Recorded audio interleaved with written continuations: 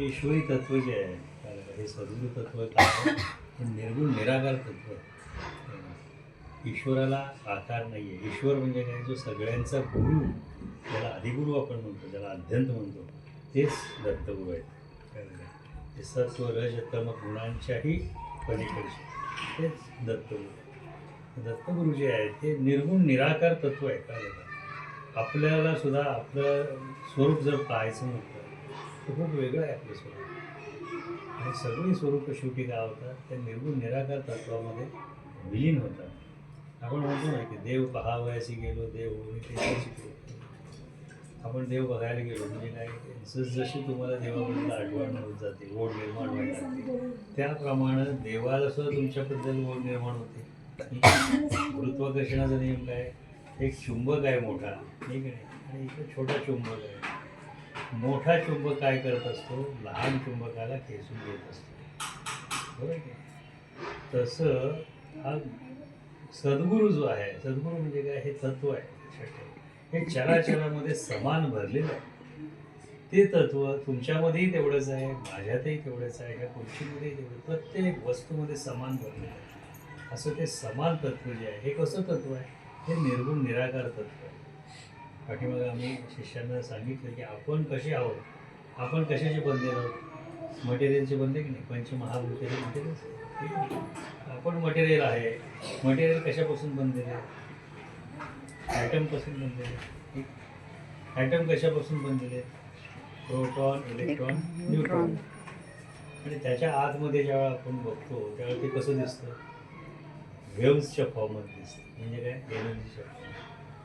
तसं ते ईशतत्व जे आहे ते सुद्धा कसं आहे, निर्गुण निराकार आहे, त्याला आकार नाही आहे. ते सुद्धा कशा फॉर्ममध्ये, एनर्जीच्या फॉर्ममध्ये. आपण एनर्जी आहोत, तेही एनर्जी आहे. ठीक, ज्यावेळेला दोन नद्या एकमेकाला मिसळतात, ठीक आहे, त्यातून कृष्णा आणि कोयना एकत्र मिळाले समजा, तर नंतर मिसळल्यानंतर तुम्ही कोयनेचं पाणी वेगळं, कृष्णेचं पाणी वेगळं असं काढता येतं का? जशा नदी ओहळ सगळे जे समुद्राला जाऊन मिळतात, ठीक आहे, तर समुद्राला मिळेपर्यंत त्याचं अस्तित्व असतं. आयडेंटिटी त्याची कुठंपर्यंत असते, जोपर्यंत ती त्या मोमेंटपर्यंत, या क्षणापर्यंत समुद्राला मिसळत नाही तोपर्यंत त्या नदीचं अस्तित्व आहे. तोपर्यंत त्या नदीला काय गंगा, यमुना, सरस्वती जे काय नाव असतील ते असतं. ज्या क्षणाला, ज्या पॉईंटला त्या समुद्राला मिळतात, तिथून तिचं अस्तित्व काय होतं, समुद्र म्हणजे बलाढ्य जो आहे त्याच्या अस्तित्वात आपण गेलो की आपलं अस्तित्व ते बलाढ्य अस्तित्वच होतं. तसं प्रत्येक जीव जो आहे हा काय असतो, जीव आणि शिव. शिव म्हणजे ईश्वर, शिव म्हणजे शंकर, शिव म्हणजे ईश्वर. त्या ईश्वरामध्ये ज्यावेळा दोघांची भेट होती, जीव आणि शिवाची भेट होते, त्यावेळा आपण काय होतो, शिवस्वरूप होतो. म्हणजे काय होतं की आपलं अस्तित्व जे आहे हे वैयक्तिक अस्तित्व राहत नाही आहे. आता तुमचं नाव काय आहे, प्रसाद. प्रसाद आहे आणि इकडं परमेश्वर आहे. त्यामुळे प्रसाद परमेश्वराला भेटेल, त्यामुळे काय होणार, प्रसाद आणि परमेश्वर एकच होणार. म्हणजेच आपण स्वरूप होऊन जातो. हे निर्गुण काय, निर्गुण म्हणजे कोणताही गुण त्याला चिटकत नाही असं, आणि त्या निर्गुणाच्या पादुका आहेत. म्हणून त्याला निर्गुण पादुका म्हटलं जातं, की ज्याच्याकडं गेल्यानंतर आपल्यातले गुणदोष जे आहेत ते दूर होतात. म्हणून दर्शन घ्यायचं, पादुकांचंच का दर्शन घ्यायचं, चेहऱ्याचंही दर्शन घेऊ शकतो, प्रत्येक अवयव आपल्याला दिसतात आहे, छान छान त्याचे वेशभूषा असते, परंतु चरण दर्शन किंवा पादुकांचं दर्शन का घेतलं जातं. तुम्ही बघा की माणसात, तुम्ही ध्यानी आहात, आता जे जे ध्यानी लोक आहेत त्यांना हे निश्चित कळेल की सगळ्यात जास्तीत जास्त एनर्जी ड्रेन आउट कुठून होते, माणसाची पायातून, पायातून होत असते. त्याच्यानंतर कुठं होते, हातातून होते, नजरेतून होते, बरोबर की नाही. ह्या ज्या एनर्जी ड्रेन आउट व्हायच्या वस्तू आहेत त्या तिथून होत असतात. सत्पुरुष जे असतात, अधिकारी पुरुष असतात किंवा दैवत असतात, त्यांच्या पायाला आपण का हात लावून दर्शन घेतो, कारण त्यांचे जे सत्वगुण आहेत, त्यांच्या एनर्जी आहेत, त्या आपल्याला मिळाव्यात आणि आपल्या शरीरातल्या एनर्जी परावर्तित व्हाव्यात, ज्या निगेटिव्ह एनर्जी त्या दूर व्हाव्यात. काय का म्हणतात, दर्शने दोष नासती असं म्हणतात. दर्शन झाल्यानंतर काय होतं, आपल्यातले जे अवगुण असतील, हे काय होतं, वैगुण्य आपल्यापासून दूर होतं आणि सत्तत्व जे आहे ते आपल्यामध्ये वास करतं आणि ते जागृत होतं. आणि म्हणून नेहमी लोक काय करतात, दर्शन घेताना काय करत असतात, चरणांचं दर्शन. चरणांवरती हात ठेवले, चरणाखाली हात ठेवले, तिथे एनर्जी तुमच्या हाताला मिळते आणि तुमच्या हातातून तुमच्या शरीराला. जेव्हा तुम्ही मस्तक कपाळावर ठेवत असता, मस्तक तुम्ही जेव्हा अंगठ्यांवरती ठेवता, तेव्हा मस्तकाचा कोणता भाग अंगठ्याला लागतो तर त्यांच्या आज्ञाचक्र. हे आज्ञाचक्र आहे. हे आज्ञाचक्र ॲक्टिवेट झालं की तुम्हाला काय होतं, तुमचं थर्ड आय ओपनिंग आपण म्हणतो की त्याला वैश्विक जे आहे सूक्ष्म जगत, त्या सूक्ष्म जगताचं ज्ञान व्हायला लागतं, त्याला अध्यात्माचं ज्ञान व्हायला लागतं. आणि म्हणून हे आज्ञाचक्र इथं असतं. ते आज्ञाचक्र जेव्हा तुमच्या पायाला लागतं, ते पायातून एनर्जी तिथून आतमध्ये पोचतात आणि त्याच्यामुळं काय होतं, ते आतमध्ये गेले की कुठंपर्यंत पोचतात त्या, शेवट जो आहे तो मूलाधार चक्र आहे. आपल्या बुधद्वाराच्या तिथं मूलाधार चक्र आहे. ते मूलाधार पण काय म्हटलेलं आहे त्याला, तर ते मूळ आहे. त्याच्यावरती ही सगळी बिल्डिंग उभी आहे. लक्षात ठेवा की इथं जरा जरी डिस्टर्ब झालं तरी सगळं डिस्टर्ब होऊन जातं. म्हणून त्या मुलावरती नाथपंथी जे असतात, एक त्यांनी लोकांना एक रागानं बोलायचे शब्द असे त्यांनी वापरले, तुझ्या ह्याच्यात काय दम आहे बघूया, म्हणजे काय कळलं का? तो शब्द पर्टिक्युलर का नाथ लोक वापरायचे, आणि त्यांना माहिती आहे की मूलाधार चक्र याचं किती स्ट्रॉंग आहे, त्याच्यावरती ही इमारत वाढलेली आहे, याचा आध्यात्मिक पॉवर किती आहे त्याच्यावर कळायचे लोकांना. त्यामुळे जी योगी लोक असतात ते काय करतात, तुमच्या आतमध्ये पाहतात. म्हणजे कुठून पाहतात, तुमच्या आज्ञाचक्रातून आतमध्ये जाऊन त्यांना सगळं दिसतं. तुमचं मूलाधार चक्र कसं आहे, बाकीची षटचक्र जी आहेत हे तुमची बॅलन्स्ड आहेत की नाही आहे. आज ह्या व्याधीसुद्धा ज्या होतात लोकांना, हे कशामुळे होतात, हे तुमच्या शरीरातली चक्र जे आहेत हे इम्बॅलन्स झाल्यामुळे होत असतात. वायूचं जे प्रमाण आहे ते जर कमी जास्त झालं तर काय होतं की हे षटचक्र जे आहेत ते दूषित होतात आणि इम्बॅलन्स होतात आणि त्यामुळे विविध लोकांना त्रास व्हायला. म्हणून साधना केल्यानंतर काय होत असतं की साधनेनं ही चक्र जी आहेत ती बॅलन्स होतात. आणि ती साधना पण कुठली असली पाहिजे की सद्गुरूंनी दिलेली साधना असली तर ते व्यवस्थित होतं. ही तर आपण मनाप्रमाणे करायला लागलो तर ते बॅलन्स होतील असं जरुरी नाही आहे. पण सद्गुरू ज्यावेळेला देत असतो त्यावेळेला काय होतं, दीक्षा होते म्हणजे काय होते, हे नाथ संप्रदाय दीक्षा खूप वेगळी असते. तिथं तुमच्या आज्ञाचक्रातून मूलाधार चक्रावरती मोठा आघात होतो ज्यावेळेला दीक्षा होते त्यावेळेला, आणि ते ॲक्टिवेट होतं, प्रज्वलित होतं. ते जसं जशी साधना तुम्ही करायला लागता तसं ते ऊर्ध्वगतीने वरती येतात. हे 3 नाड्या आहेत असं म्हटलं जातं आहे की नाही, कुठल्या, इडा, पिंगळा आणि सुषुम्ना. तर ही सुषुम्ना जी नाडी आहे हे काय करत असते, वरती तुमच्या आज्ञाचक्रापर्यंत जात असते. आज्ञाचक्राला पोहोचली त्याला पेनल ग्लाइंड्स म्हणतात. ते आतमध्ये पण इकडच्या बाजूला आहे. योगी लोक काय करत असतात, एखाद्या माणसाचं जर काय बघायचं, हे गुही आहे कळलं, बाहेर जगात तुम्हाला माहिती नाही आहे, एखाद्याच्या बद्दल तुम्हाला काही माहिती करून घ्यायचं असेल तर त्याच्या पाठीमागं बघितलं जातं. त्या पाठीमागं बघितल्यानंतर त्या जी पुढचा बसलेला आहे ते जसं वेगळं कळतं. तर ते मोठ्या गोष्टी असतात त्या. निर्गुण जे आहे, निर्गुण निराकार तत्व जे आहे त्याच्यामध्ये आपल्याला सामावलं पाहिजे. सत्व रज तम हे गुण जे आहेत ते कसे आहेत, हे भाव आहेत. आणि ह्या भावांमुळे काय आता अडकल्यानंतर माणूस काय होतो, प्रपंचात गुरफटतो, मायेच्या आधिपत्याखाली येतो. याच्या पलीकडे ज्यावेळेला आपण जाऊ त्यावेळेस खऱ्या अर्थाने काय होतं, आपण ते ईश्वरी तत्वाला आढळतो. आणि जीवनाचं मुख्य उद्दिष्ट आपलं काय असेल तर ते ईश्वराची प्राप्ती करून घेणं. जोपर्यंत आपण त्या ईश्वराच्या प्राप्तीचा जो आपल्याला ओढ आहे, ती ओढ तळमळ हे आतून असली पाहिजे. नुसतं वरती आपलं मला भेटलं पाहिजे म्हणून तू भेटणार आहे का, त्याला अंतरंग कळतं आपलं काय, त्याला प्रेटेंडन्स लगेच कळतं. कोण माणूस बनवाबनी करतो लगेच कळतं. चेहरे फसवे असतात लोकांचे, तर आतलं काय फसवं नसतं. त्यामुळं नेहमी लक्षात ठेवा की आपल्याला असं वाटत असतं की आपण काय करतो हे गुरुला कळत नाही. नेहमी हे लक्षात ठेवलं पाहिजे की सदा सर्वदा गुरु सन्निध आहे, तुमच्या सन्निध तुमच्या आतमध्येच आहे तो. तो कुठं दुसरी नाहीये, तुम्ही त्याला काय फसवणार आहे? माणूस म्हणून या देहाला तुम्ही फसवायला जाल, मला काही पण पडणार नाही. पण तुम्ही स्वतःची फसवणूक केली. मी ते तत्व हे अंतरसाक्षी आहे. ते तत्व इतकं जवळ आहे आपल्या, तर बाहेर जायची कुठे बघायची गरजच नाही. त्या सृष्टीचं सगळं ज्ञान जे गूढ जे आहे हे सगळं आपल्या आतमध्येच आहे. आपण म्हणूनच प्रत्यक्ष ब्रह्मांड आहोत, लक्षात ठेवा. हे ज्याला उमगलं, आणि ह्या सगळ्या गोष्टी कशा उमगतात तर गुरु कुठे उमगतात. म्हणून गुरुला शरण गेलं पाहिजे. गुरुशिवाय तरुणोपाय नाही. लक्षात ठेवा. तरुणोपाय म्हणजे काय, की तुम्हाला हे लोकातून परलोकामध्ये जर जायचं असेल, गुरु तुम्हाला पाहिजे. परलोक म्हणजे काय, परात्पर जो आहे ईश्वर आहे त्याच्याशी मिळालं पाहिजे. काही लोक त्याला वैकुंठ नाव देतात, काही कैलास नाव देतात. तर ह्या सगळ्यांच्या पेक्षा एक वेगळं जे आहे ते निर्गुण निराकार तत्व, ते सद्गुरू तत्व. त्याच्यामध्ये ज्याचा वास असतो त्याला येणं जाणं ही भूमिका नाही. बाकी सर्वांना, अगदी ब्रह्म्याला सुद्धा कल्पांती जाणं आहे. लक्षात ठेवा, त्याची आयुर्मर्यादा आहे ब्रह्मदेवाची.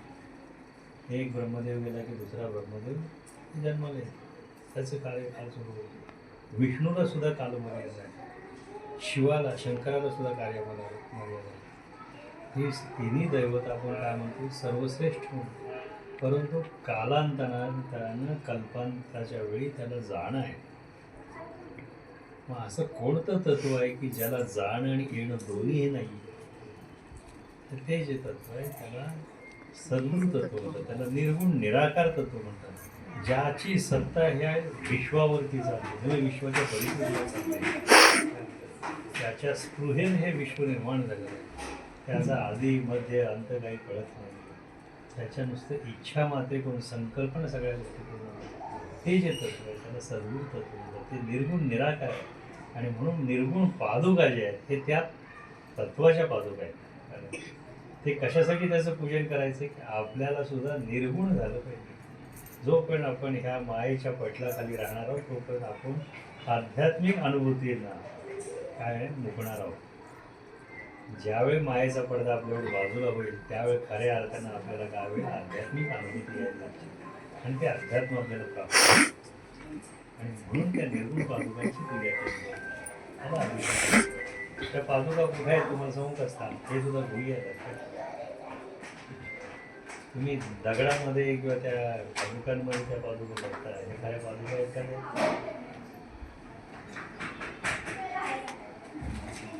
तो पादुका आहेत का माहिती आहे का? शेषानं सुद्धा त्यांनी पुढे पादुका ठेवलेल्या आहेत, त्याच्या मस्तकावर ठेवलेल्या. आपल्या कुठे आहेत पादुका त्या? या ठिकाणी पादुका आहेत, त्याला मातापूर निवास म्हणतात. हे गुह्य आहे, ते बाहेरच्या जगात माहिती नाही कोणाला. तुम्ही हे विचारलं म्हणून तुम्हाला या सगळ्या गोष्टी सांगण्यात आल्या. तुमच्यामुळे सर्वांना माहिती झाली. म्हणून आपल्याला ते निर्गुण निराकार तत्वात जायचं आहे, त्याची भेट घ्यायची. त्याची भेट घेतली ना मग पूर्ण मोक्ष जातो. अन्यथा बाहेरच्या जगामध्ये मोक्ष म्हणजे काय की आपल्याला आत्मदर्शन झालं, आत्मबोध झाला की मोक्ष झाला असं समजतं. परंतु ही आत्मदर्शन होणं किंवा आत्मबोध होणं म्हणजे हे अध्यात्माची मी म्हणतो पहिली पायरी आहे. त्याच्या पुढं खऱ्या अर्थानं हे अध्यात्म विश्व जे आहे हे सुरू होतं. आणि याची अनुभूती प्रत्येकाने घेतली पाहिजे. आणि ज्यावेळेला आपण त्या परात्पर तत्वाला आपण म्हणतो ना की मी ब्रह्म आहे, अहम ब्रह्मस्मी म्हणतो की नाही. आपण जर ब्रह्म आहोत तर परब्रह्म कोणतरी वेगळं असेल की परात्पर ब्रह्म वेगळं असेल. थोडा फरक आहे की नाही त्याच्यामध्ये. मगाशी मी दोन गोष्टी सांगितल्या की एक मोठा गोल आहे आणि एक छोटा गोल आहे. अणुरेणू जो आहे तो आपण आहोत, तो मोठा गोल आहे. प्रॉपर्टी दोघांच्या सेमच आहे. कालांतरण काय झालं, हवा पाणी लागून शकलं निर्माण झाली, त्या बारीक बारीक शकलं जर त्यातलं एक आपण अणू आहे. आपल्या प्रॉपर्टी आणि त्याच्या प्रॉपर्टी एकच आहे. फक्त आपल्याला विसर का पडलेला आहे, आपण या मृत्यू लोकांमध्ये जन्माला आलो आणि जन्माला आल्यानंतर आपण ह्या मायेच्या खालती आलो. म्हणजे काय, इथं सत्व रजतम या गुणांचा प्रादुर्भाव आपल्याला झाला, त्याचा प्रभाव आपल्यावरती झाला आणि म्हणून आपण हे सगळं विसरतो. आपल्याला परत जागृती घ्यायची आहे. आपण परत काय केलं पाहिजे, त्या ईश्वराला प्राप्त करून घेण्यासाठी प्रयत्न केले पाहिजे. आणि ज्यावेळी आपण या अध्यात्म मार्गावरती चालायला लागतो त्यावेळी खऱ्या अर्थाने काय होतं, आपण या गुणांच्या पलीकडे जातो, गुणातीत होतो. म्हणजे काय, आपण स्वतःच भक्त स्वरूप होतो. आणि म्हणून आपल्या दर्शन करायचं आहे त्याचं. या पादुका कुठे आहे तेही तुम्हाला दिले सांगितले, ध्यान लावा. मोठे दत्ताची जे मंदिर आहे त्याची अशी खिडकी असते, खिडकीतूनच दर्शन घेतात. म्हणजे असं आत कधी जाऊ देत नाही. छोटीशी खिडकी असते गांधापूरला किंवा मुळशीवाडीला. तिथं कुठं बघितलं तिथं सगळं काय ते खिडकी असणं किंवा दरवाजे असणं ते तुम्ही त्या त्या वेळेच्या परिस्थिती होत्या त्या पद्धतीने. त्यावेळी तपश्चर्या करण्यासाठी गुहेमध्ये बसलं जायचं. गुहेत का बसलं जायचं तेही सांगतो तुम्हाला अजून. तुम्ही गुहेमध्ये बसला की त्या ठिकाणी वरती काय असतं, ज्या पद्धतीने त्याची रचना असते त्याला डोंब म्हणतात आतल्या बाजूने. पुन्हा आजकाल मॉडर्न याच्यामध्ये ते पिरामिड्स म्हणतात. ही रचना जी आहे ही कशासाठी, ती कॉस्मिक एनर्जी जी आहे ती बरोबर त्या ह्याच्यात खेचून घेतली जाते. आणि तुम्ही ज्यावेळेला त्या डोमच्या खालती बसताना तिथं आवाजसुद्धा तुमचा घुमतो. हे सगळं जे आहे हे सगळं शरीरशास्त्रावरती आहे, लक्षात ठेवा. आध्यात्मिक साधना जी आहे पूर्ण शरीर आणि मन या दोन्ही घटनांवरती आहे. आपलं मन अशाच ठिकाणी स्थिर होतं ज्या ठिकाणी वातावरण निर्मिती होते. विचार करा, आपण स्मशानात बसलो आहे, सगळीकडं रडारड चाललेली आहे, तिथं आपण स्थिर बसू शकू का? एखादं लग्न कार्य चाललं आहे, डांबोळ चाललं आहे, तिथं आपण स्थिर बसू शकणार आहे का? पण स्थिर होण्यासाठी आपल्या मनाला कुठंतरी एकांत पाहिजे. आणि एकांत कुठे मिळू शकतो, ज्यावेळेला आपण ह्या समाजापासून दूर जातो. समाजापासून थोडंसं दूर जाऊन ज्यावेळेला आपण स्वतः अंतर्मुख होतो. अंतर्मुख म्हणजे काय, डोळे बंद केले आणि नासाग्र दृष्टी लावली, श्वासावरती दृष्टी लावली की ऑटोमॅटिकली काय होतं, आपलं चित्त जे आहे हे स्थिर होतं. आणि बाह्य जे आपण चक्षुने बाह्य बघत असतो ते अंतर्मुख झाल्यानंतर काय होतं, हळूहळू आपण त्या श्वासावर आत्मनिर्भर होतो आणि त्याला आपलं ध्यान लागलं असं म्हणतो. 12 सेकंद जरी आपलं डोक्यामध्ये कोणताही विचार आला नाही, 12 सेकंद तरी आपलं ध्यान लागलं असं म्हणतो. त्यामुळं अशा ठिकाणी जर बसला आपण, तुम्ही विचार करा, तुम्ही बंद खोलीत बसला, तुमच्या घरामध्ये सगळे मुलं वगैरे असतात, पण तुम्ही एक सेपरेट खोलीमध्ये बसला, लाईटसुद्धा बंद केल्या, तिथं बाकीचं काहीही आवाज येणार नाही, अशा ठिकाणी तुम्ही बसला तर तुमचं ध्यान लागतं की शांत होतं. हे सगळं चित्त शांत होण्यासाठी, जिथं शांती आहे तिथं स्थिरता आहे, लक्षात ठेवा. आता ज्यावेळेला आपण पाहतो की नदी वाहत असते, जी वाहत असते त्याला खळखळत असते, ठीक आहे, ते पाणी थांबतं का एका ठिकाणी स्थिर नाही. तसं डोहामध्ये जर गेला तुम्ही तर डोहामध्ये पाण्याचा साठा खूप मोठा असतो, ठीक आहे, पण तिथलं पाणी एकदम शांत असतं. म्हणजे जिथं साठा आहे तिथं शांती आहे, किंवा जिथं शांती आहे तिथं साठा आहे. हे ज्ञान आपल्याला जे मिळवायचं आहे हे कधी मिळू शकतो आपण, जेव्हा आपण एकाग्र होतो. एकाग्रता यशोदी जन्म सांगितलेलं आहे. विद्यार्थ्यांनी सुद्धा एकाग्रतेनं जर अभ्यास केला तर त्यांना अभ्यास चांगला होतो. तसं आपलं चित्त एकाग्र होण्यासाठी आपण शांत बसणं गरजेचं आहे. आणि शांत अशा ठिकाणीच आपण बसू शकतो ज्या ठिकाणी वातावरण तसं आहे. म्हणून नेहमी काय करायचे, पूर्वीचे जे साधू होते, मुनी होते, हे काय करायचे, गुहेमध्ये बसायचे. तिथं त्यांना डिस्टर्बन्स नव्हता कोणाचा, लोकांना बाहेरचे काही कळणार नाही की ते कुठं बसलेले. आणि त्या ठिकाणी गुहेची रचना पण अशी असायची की ती कॉस्मिक एनर्जी बरोबर त्याचा फ्लो ओढून यायची आणि त्याबरोबर तुमच्या ब्रह्मरंध्रातून आतमध्ये उतरायची. त्यामुळे त्यांची साधना ही खूप चांगल्या पद्धतीने व्हायची, डिस्टर्बन्स व्हायची. जिथं जिथं नृसिंह सरस्वती या किंवा श्रीपाद श्रीवल्लभ या ह्या लोकांनी तपश्चर्या केल्या, रामदास स्वामी आणि अलीकडच्या काळात रामदास स्वामी, त्या सर्वांनी कुठं साधना केली असेल तर ते गुहेमध्ये. पूर्वीचे आपल्याला काय आहे, संन्यासी अश्वत्थाखाली बसायचे. अश्वत्थाखाली काय कायमचे बसणार नाही, ते जाणं येणारे लोक त्रास देणार की नाही. अश्वत्थाजवळ त्यांचा वास आहे असं त्यांनी सांगितलेलं आहे. म्हणजे काय तेही सांगतो तुम्हाला, आणि हा विषय पूर्ण करतो. तर हे कशासाठी तिथं बसायचे, की सर्व संघ परित्याज्य. माणूस घरामध्ये सुद्धा राहिला तरी सर्व संघाचा परित्याज होऊ शकतो, पण एकाग्रता व्हायला पाहिजे. कुठलंही ज्ञान हे तुम्हाला एकाग्रता झाल्याशिवाय प्राप्त होत नाही. आणि हे एकाग्रता होण्यासाठी शांत मन असलं पाहिजे. म्हणून विद्यार्थ्यांनी सुद्धा अभ्यासिकेमध्ये जाऊन अभ्यास केला पाहिजे किंवा घरामध्ये सेपरेट खोली असली पाहिजे. आपण बघतो ते ना आज आपल्यासाठी साधक आणि विद्यार्थ्यात फरक नाही आहे. आपल्याला सुद्धा जे ज्ञान प्राप्त होतं हे एकाग्रता झाल्यानंतर होतं. म्हणून साधना जी आहे ही एकांतात करावी. साधना एकांतात केलेली साधना ही लवकर फलद्रूप होते. तर दुसरा तुमचा जो प्रश्न होता की पिंपळाच्या झाडाखाली बसून साधना केली, हे भडजी लोक आहेत ना, हे फार हुशार लोक आहेत. ते लोक सांगतात की तुझं लग्न होत नाही ना, तू पिंपळाला काय कर, 21 प्रदक्षिणा घाल किंवा पिंपळाच्या झाडाखाली तिथं बस आणि तिथं साधना कर. हे कशासाठी सांगतात की पिंपळाच्या ठिकाणी दत्ताचं वास्तव्य आहे. दत्तगुरू म्हणजे कोण आहे ते पहिल्यांदा समजून घेतलं पाहिजे आपण. ज्या ज्या ठिकाणी अश्वत्थ आहे, ज्या ठिकाणी पिंपळ आहे किंवा औदुंबर आहे, त्या ठिकाणी काय भूमीमध्ये पाण्याचा साठा असतो. त्यामुळे अशा ठिकाणी बसले जिथं खालती पाणी आपल्या शरीरात कमी. आपल्या शरीराचा 72% 70% भाग हा पाण्याने व्यापलेला आहे. तुमचं जलतत्व, पृथ्वीतलं जलतत्व ज्या वेळा जवळ येतं ना, त्यामुळं एकाग्रता साधली जाते. म्हणून साधना करताना सुद्धा काय सांगितलं जातं की पोट मोकळं पाहिजे आणि पाणी भरलेलं पाहिजे. पाणी भरलेलं असले की तुम्हाला स्पंदनं त्याची चांगली जाणवतात. पाण्यामध्ये लहरी उमटतात माहिती आहे ना. म्हणून हे साधना जी आहे, हे नामसाधना किंवा जपसाधना जी आहे, याचे सुद्धा काय लहरी येतात, घुमत येतो आवाज. त्या घुमण्यामुळं काय होतं की शरीरामध्ये तुमचं जे पाणी आहे ना, त्याच्यामध्ये स्पंदनं तयार होतात आणि विविध अनुभूती आपल्याला यायला लागतात. त्याच्यामुळे एकाग्रता साधते आणि जे सूक्ष्म जगत आहे त्याचं ज्ञान आपल्याला होतं. आणि म्हणून अश्वत्थाच्या खाली जर साधना केली तर ते म्हणतात फलद्रूप होते लवकर.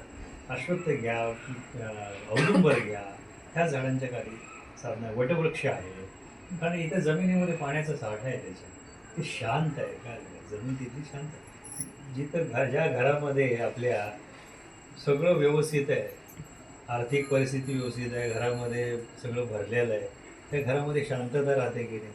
ज्या घरामध्ये चणचण असते, वादविवाद तिथं लगेच सुरू होतात, त्या ठिकाणी शांतता राहते का? नाही का? तसं औदुंबर झाड घ्या किंवा वटवृक्ष घ्या, अश्वत्थ घ्या, याच्या ठिकाणी पाण्याचा साठा मोठा असतो. शेती सुद्धा आपण करताना काय बघतो पहिल्यांदा, जमिनीमध्ये पाणी आहे की नाही तिथं बघतो आपण पाण्याची. तर तुम्ही शेती करणार म्हणजे धन देण्याचं कार्य कोण करत असेल तर पाणी. जल हे काय धन आहे. जलधन आहे. जसं आपण गोधन म्हणतो तसं जलधन आहे. त्याच्यामुळे आपली शेती पिकते. ही शेती सुद्धा त्याच्यामुळेच पिकते. लक्षात ठेवा. आणि म्हणून औदुंबराच्या झाडाखाली बसावं आणि तिथं ईश्वराचा वास. ईश्वराचा वास कुठं नाही सांगा. प्रत्येक चराचरामध्ये तो भरलेला आहे. तो समान भरलेला आहे म्हणून सांगितलं आहे. औदुंबराच्या झाडामध्ये पण तो भरलेला आहे आणि या खुर्चीमध्ये पण भरलेला आहे तो, आणि तो समान आहे. पण आपला भाव इथं आहे का? नाही आहे. कारण इथं पाण्याचा साठा आहे का? तुम्हाला साधना करण्यासाठी सुद्धा काय ह्या गोष्टी भूमीमध्ये आवश्यक असते. भूमी शुद्ध असले, तिथं कोणत्याही दैवताचा किंवा पिशाच्यांचा त्या भूमीवरती अधिभार असता कामा नये, तर तिथं साधना तुमची व्यवस्थित होईल.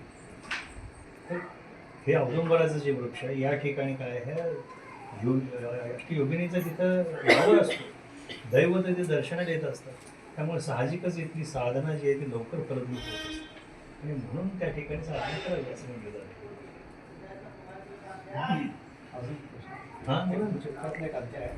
तर त्या एक सिद्धयोगी येतो आणि तो त्या स्त्रीला त्याची कर्तव्य सांगतो. तिचा पती गेलेला असतो, तर त्यात तो सांगतो की त्या स्त्रीचं कर्तव्य काय. तर त्यात मग थोडंसं मला पटलं नाही. काय म्हटलं म्हटलं नाही म्हणजे कसं की थोडंसं नाही का की एक स्त्रीचं कर्तव्य आहे की तुम्ही सती जावं. ती जी सती गेली की तिचे जे आहेत तिचे सगळे पूर्वज त्यांना ते जिथं कुठं असतील तर त्यांना तिथून सद्गती लागते. तर हे त्यांनी असं ते कर्तव्य सांगितलं आहे. मग आजच्या काळात किंवा आणि ते त्यांनी जे सांगितलं आहे ते थोडंसं मला काय आहे म्हणजे हा प्रश्न बऱ्याच लोकांच्या मनामध्ये आहे आणि त्यामुळं गुरुचरित्र स्त्रियांनी वाचू नये असं म्हणतात. आता त्यांच्यावरती अन्याय असल्यानं म्हणतात. श्रीगुरूंनी सांगितलेला जो आर्ष आहे त्याचा हा खूप वेगळा आहे. लक्षात ठेवा. पूर्वीच्या काळामध्ये सुद्धा सती जाणं हे आपल्या हिंदू धर्मामध्ये मान्य नव्हतं. मग स्त्रिया सती का जात होत्या त्यावेळेला हा विचार केला आहे आपण कधी? स्त्री आणि पुरुष ह्या दोघांच्या आत्म्याचं मिलन आहे हे. मोबाईल बंद करायला.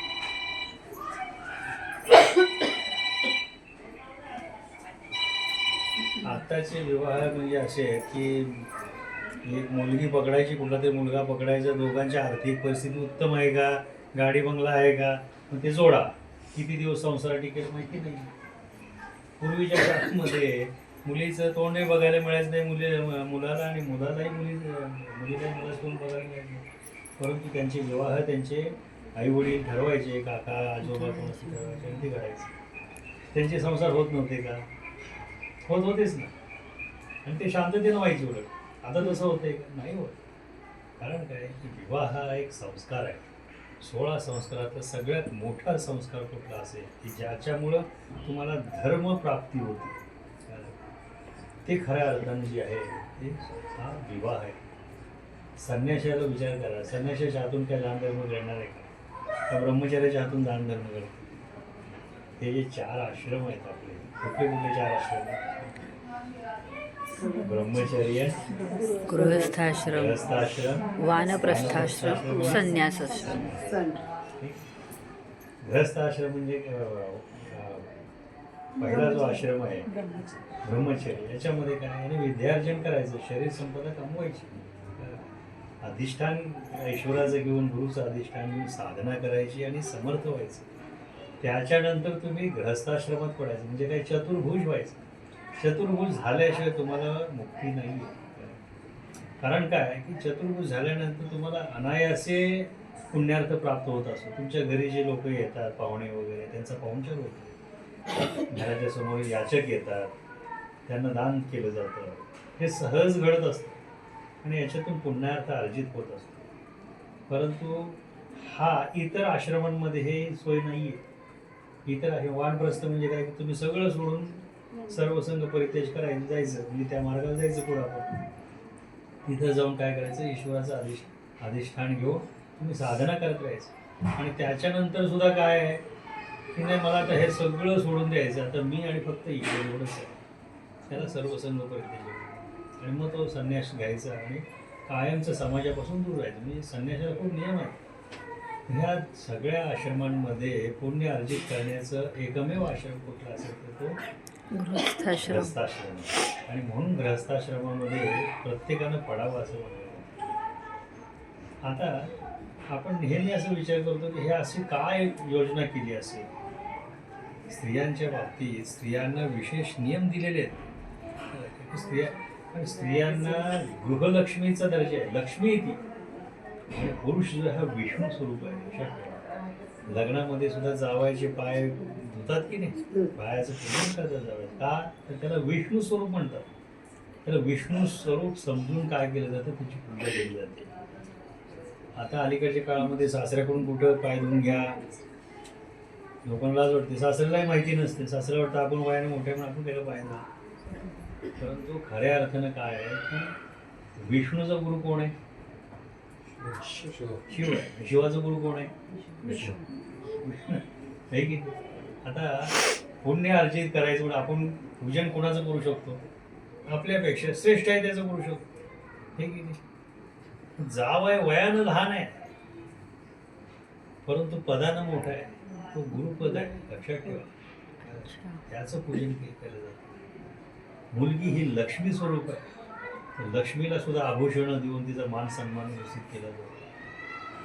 ही कॉन्सेप्ट विसरलेली आहे. हे लग्न कशासाठी आहे? धर्मकार्यासाठी आहे. धर्म म्हणजे काय की परमेश्वराच्या प्रती पोहोचण्याचा मार्ग आहे. कळलं का? आपल्याला जीवनाचं उद्दिष्ट काय आहे तर त्या परमेश्वराची प्राप्ती झाली पाहिजे, हे आपलं उद्दिष्ट आहे. त्यासाठी आपण जन्माला येत असतो. जन्म झाल्यानंतर हे सगळं विसरतो माणूस. तर हा मार्ग सुखकर होण्यासाठी प्रत्येक वेळेला आपल्याला पुण्याची गरज लागते.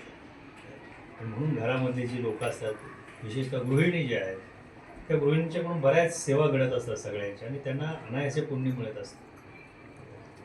श्रीगुरूंनी त्यावेळेला असं सांगितलेलं आहे की सती जाणं जे आहे हे का त्यावेळी होतं, कारण त्या स्त्रीला माहिती होते की हा पती हा माझा परमेश्वर आहे, हा विष्णू आहे आणि मी त्याची लक्ष्मी आहे.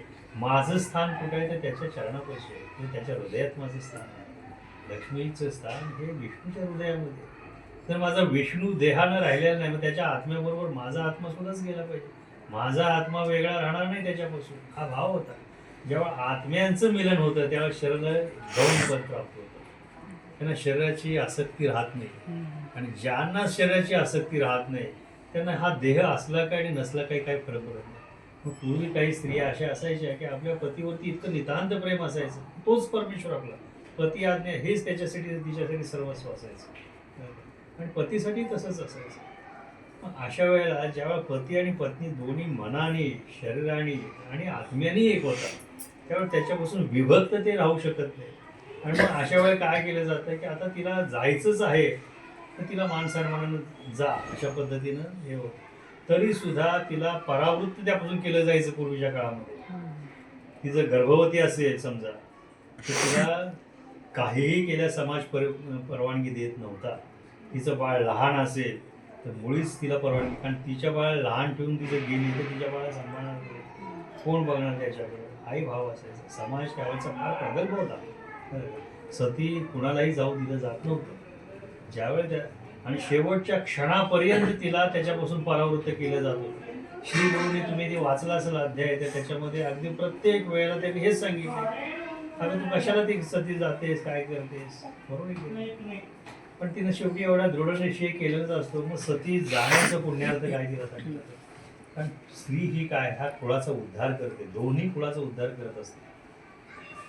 ज्या कुळामधून ती येते त्याही कुळाचा उद्धार. कारण काय, कन्या दानाच्यासारखं मोठं पुण्य कुठलं नाहीये.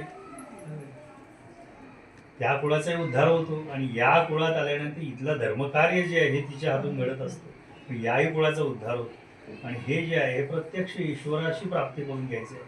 सती जाणं म्हणजे काय की त्या आत्मा हा कोण आहे, परमेश्वर आहे. आत्मा म्हणजे काय दोन काही माणसं नाही. आत्मा हे परमेश्वर स्वरूपच आहे, त्याचंच स्वरूप आहे. त्याच्याबरोबर त्याच्यात मिलन होणं त्याच्यापेक्षा वेगळं काय परमभाग्य आहे. आणि हे जेव्हा पराकोटीची त्यावेळी इच्छाशक्ती निर्माण होते की त्याला शरीराचा कसलाही मोह राहत नाही, अशा वेळेला तिला सती जाण्यासाठी परवानगी होती. इतरांना नव्हती, ज्यांना इच्छा नाही त्यांना मुळीच नव्हती. नंतरच्या काळामध्ये मूर्ख लोकांनी काय केलं की इस्टेटीसाठी किंवा काय सोनं नाणं असेल त्याच्यासाठी लालसेनं त्या स्त्रीला जबरदस्तीने काय काय सती जायला भाग पाडणं वगैरे हे सगळे प्रकार नंतरच्या काळात घडलेले. अन्यथा श्री गुरूंनी पहिल्यापासून हे सती जाणं हे त्यांना मान्यच नव्हतं. परंतु ज्यांना जायचं आहे त्यांना हे मार्ग त्यांनी सांगितले की सती जाण्याचा पुण्यार्थ केवढा मोठा आहे. ते पाठीमागच्या 42 पिढ्यांचा उद्धार होतो. एक विचार करा, एक घरामध्ये तुमच्या एखादा जर ब्रह्मचारी जन्माला आला किंवा अधिकारी पुरुष जन्माला आला तर पाठीमागच्या 42 पिढ्यांचा उद्धार होतो आणि पुढच्या 42 पिढ्यांचा उद्धार होतो. आणि ते जन्माला येणं हे सुद्धा महत् पुण्याचं कार्य आहे. त्या घराण्यामध्ये अनंत पुण्याच्या राशी तयार झाले असतात आणि म्हणून असे अधिकारी पुरुष जन्माला येत असतात घरामध्ये. महाराजांच्या येणं सुद्धा जे आहे, महाराजांचे 21वे जे पुरुष होते त्र्यंबकराव, त्यांनी दशमहारुद्राचा संकल्प केलेला होता आणि त्या संकल्पाचं फळ म्हणून हे 42 तीर्थंकर जन्माला आलेले. कोणाच्या पोटी कोणी जन्माला येत नाही असेल लक्षात ठेवा. ज्यावेळी देवकीला कळालं, देवकीला आणि वसुदेवाला, की त्यांच्या पोटी परब्रह्म जन्म घेणार आहे, 21 वर्षे एका पायावरती तपश्चर्या करत होते. कारण ते परब्रह्म आपल्या शरीरामध्ये साठवण्यासाठी ते सामर्थ्य असलं पाहिजे. हे साध्या घटना नसतात. पण सती जाणं हे श्रीगुरूंनाही मान्य नव्हतं. आत्महत्या करणं हे पाप आहे, धर्मशास्त्र सांगतंय. हे आत्महत्या झाली असते ना, ही आत्महत्या आहे का नाही, हे समर्पण आहे. लक्षात ठेवा, त्या ईश्वराप्रती, नवरा हा परमेश्वर आहे, त्या परमेश्वराच्या प्रती तुमचं समर्पण आहे. इथं हत्येचं पातक लागत नाही. हत्येचं पातक कधी लागतं, स्वतःहून जेव्हा गळफास लावून घेतात त्याला पातक. आपला जर भाव त्या जीवाचा इतका उत्कट असेल, मोठा असेल, की ते पूर्ण समर्पण, सर्वस्व अर्पण त्या ठिकाणी. पूर्वी लग्नामध्ये हे शिकवलं जायचं मुलींना की तुमचा पती हाच परमेश्वर आहे, त्याला त्याची आज्ञा ही तुमच्यासाठी प्रमाण असते. हे का, कारण पती हा परमेश्वर, तो विष्णू स्वरूप आहे आणि तू लक्ष्मी स्वरूप आहेस. दोघांनी एकमेकाचा आदर करायचा, दोघांनी एकमेकाला मानानं वागवलं. म्हणून आपण नेहमी सांगत असतो आरोग्य करणं हे काय खरं नाही. लक्षात ठेवा, आरोग्य केल्या कसलं काय राहते, काय का आदर त्याच्यामध्ये काय. नवऱ्याची नावं आजकाल घेणे फॅशन झाली आहे. काय उपयोग आहे त्याचा? संस्कार आपले सगळे विसरायला लागले. जिथं आदर नाहीये, प्रेम नाही, तिथं भक्ती कुठून येणार आहे? भक्ती ही आदर असल्याशिवाय होत नाही. आपल्यापेक्षा कोणतरी श्रेष्ठ आहे म्हणून त्याच्याप्रती आपली भक्ती होते, म्हणजे त्याच्याप्रती आपला आदर असतो, प्रेम असतं म्हणून आरोग्य करण्यामध्ये भक्ती आहे का? म्हणजे नवरा विष्णू रूप आहे हे पहिल्यांदा मुलीला त्या मान्य नसतं, आणि स्वतः लक्ष्मी रूप आहे हे सांगणं जो तिला वाईट वाटतं. कारण तर पिक्चर बघत असते, अर्धे कपडे अर्धे हे सगळं, त्याच्यात त्यांना एन्जॉयमेंट वाटते, पण संस्कारांमध्ये एन्जॉयमेंट वाटत नाही. हे प्रत्येक मुलांना शिकवलं पाहिजे की धर्म कार्यासाठी ही जोड आहे. आणि हे खऱ्या अर्थानं काय की तुम्हाला पूर्वजांचाही उद्धार तुम्ही करू शकता आणि पुढच्या पिढ्यांचाही करू शकता, म्हणून हे सगळं करायचं. सती जाणं जे आहे हे श्रीगुरूंना सुद्धा मान्य नव्हतं, परंतु समर्पणासाठी सती जाणं ही खऱ्या अर्थानं स्त्री धर्म येतो, आणि तिथं आत्महत्येचं पात्र लागत नाही. म्हणून ते स्त्रियांच्या अगेन्स्ट नव्हते. ते जर स्त्रियांच्या अगेन्स्ट असते तर एवढी गुरुचरित्राची पारायण झाली नसते. श्री गुरुचरित्र हा जो ग्रंथ आहे हा प्रासादिक ग्रंथ आहे, लक्षात ठेवा. त्याचा अर्थ समजून घेणं फार महत्त्वाचं आहे. हे कशासाठी गुरुचरित्राचं पारायण करायचं?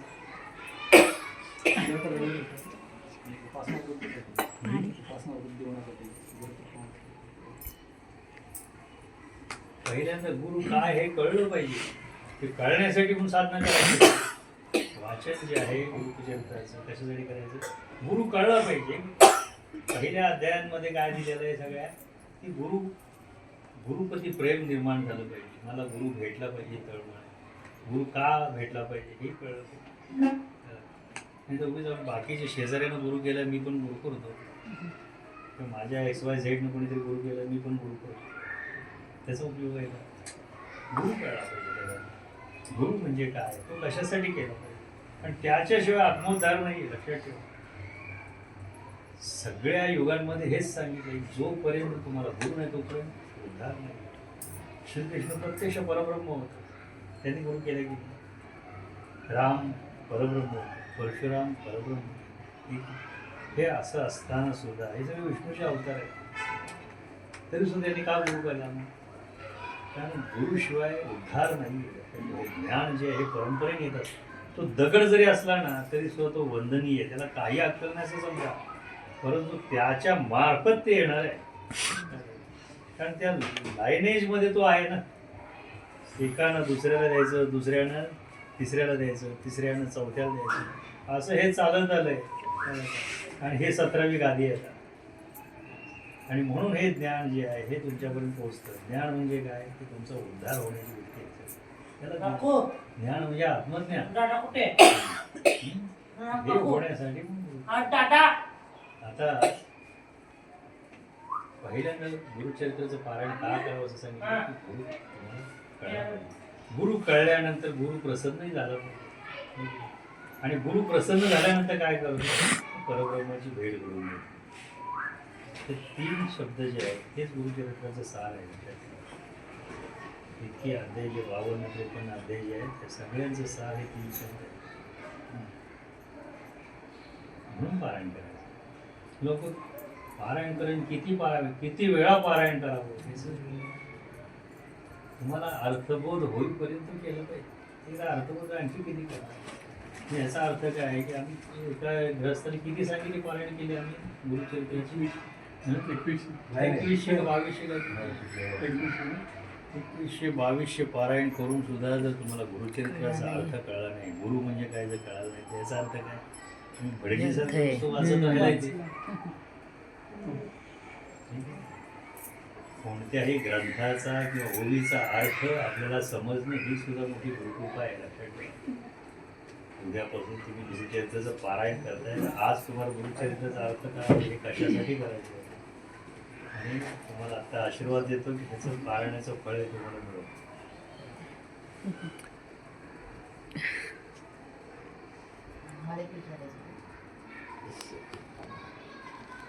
आणखी काय प्रश्न? तिथे सगळे उत्तर मिळतील, काय काळजी करू नका. दत्त मला मंत्र, दत्त मला मंत्र दत्त दत्तमाला मंत्र. दत्तमाला दत्तमाला मंत्र. बर म्हणजे काय? दत्तमाला म्हणजे दत्त महाराजांचंच आहे. तो म्हणजे तो खूप प्रभावकारी आहे. तर ती मी करते. पण मी परवा व्हिडिओ बघितला त्यामुळे काय सांगितलं 11 वेळेस फक्त म्हणायचं दत्तमाला मंत्र. जास्त 21 वेळा 51 वेळा. मी कधी आठवड्याभर मी केली त्याची साधना आठवड्याभराची दत्तमाला मंत्राची. त्याबद्दल जरा माहिती पाहिजे होती. ती करू शकते का म्हणजे आम्ही? आत्ताच मी यांना जे सांगितलं की कोणताही मंत्र जो घ्यायचा असतो तो गुरुमुखातून आलेला मंत्र जो असतो तो फळाला आहे. यूट्यूब तुमचा गुरु आहे का? समजून घ्या. ते का घडतं तुम्हाला सांगतो. त्याच्यामध्ये लागली गोळी तर चुकून लागली, नाही लागली तर काय तुमचा वेळ आणि श्रम सगळं वाया जातं. आणि यूट्यूब हा कधीही तुमचा गुरु होऊ शकत नाही. गुरु हा त्याला अधिकार असावा. त्या अधिकारी असल्यामुळं, कारण हे परंपरा असते गुरुला, त्या गुरुच्या परंपरेचं आशीर्वाद जे आहे ते तुम्हाला प्राप्त होत असतात. गुरुमुखातून निघालेला साधा शब्दसुद्धा जो आहे तो मंत्राचं कार्य करतो. आणि त्यानं काहीही बोलला तरी सुद्धा तो एक मंत्रच असतो. आणि गुरुमुखातून मंत्र का घ्यावा याचंही कारण आहे. तुम्हीच आपलं कोणीतरी सांगितले गुरुमुखातून मंत्र घ्यावा, आपण पण घेतला पाहिजे. पण का घेतला पाहिजे? कळलं पाहिजे की. कारण त्या मंत्राचा उच्चार जो आहे ना, हा गुरु जसा उच्चार करतोय तसाच आपण उच्चार केला पाहिजे. उच्चारामध्ये जर फरक पडला तर ज्याला बोलवायचं तो येत नाही, दुसराच कोणतरी येतो. एक साधं उदाहरण तुम्हाला देतो. पाठीमागे मी बऱ्याच वेळा दिलेलं आहे. तुम्ही नवीन आहात, तुम्हाला एक संस्कृतमध्ये छोटंसं वाक्य आहे, मार्जारहा तम आखुम खादंती. म्हणजे मांजर ते उंदीर खात आहे असा त्याचा अर्थ आहे. हा जर वाक्य आपण सलग म्हटलं, मार्जारहा तमाखुम खादंती म्हणजे मांजर तंबाखू खात आहे, काय अर्थ झाला? बदलला की नाही अर्थ? तसं प्रत्येक शब्दावरती विशिष्ट देवता असतात, विशिष्ट कारक देवता असतात. त्या सगळ्या कारक देवतांचा समुच्चय म्हणजे एक मंत्र होत असतो. जसं शिवाचा मंत्र तुम्ही ओम नमः शिवाय तर ओम म्हणजे परब्रह्म आहे. कोणत्याही मंत्राचं जे सुरुवात होते ते ओमपासून होते.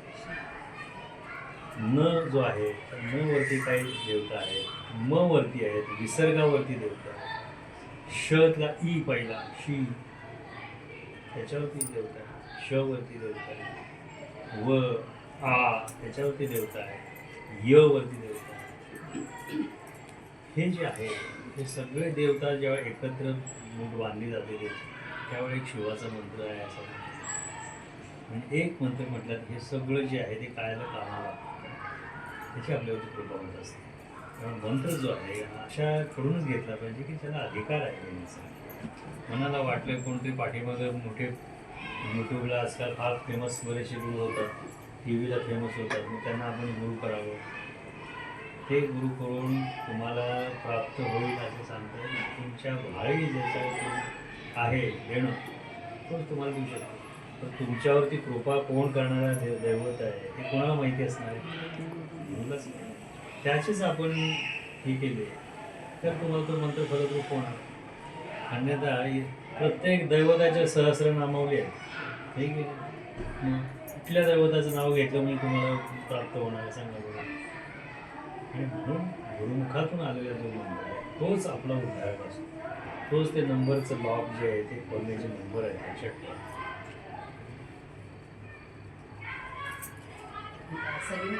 आता मगाचा जो तुमचा प्रश्न होता ते दत्तमाला काहीतरी तुम्ही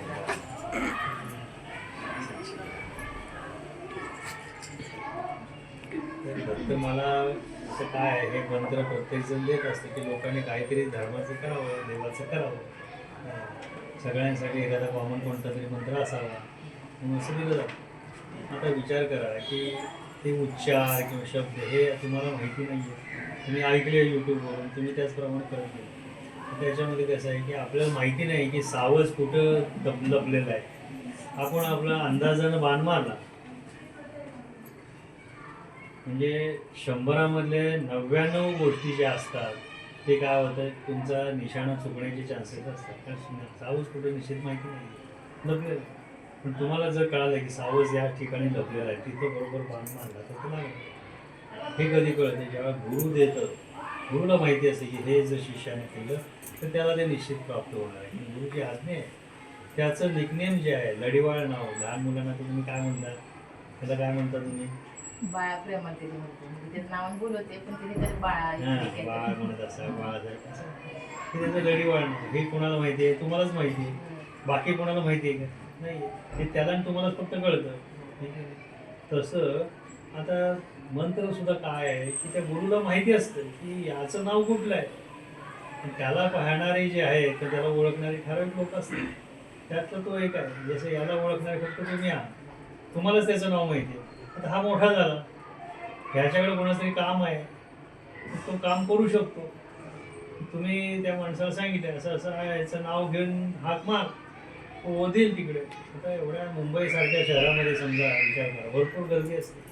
कसं ओळखायचं हा घाटकोपरचे स्टेशन कुठं उभं राहिलं.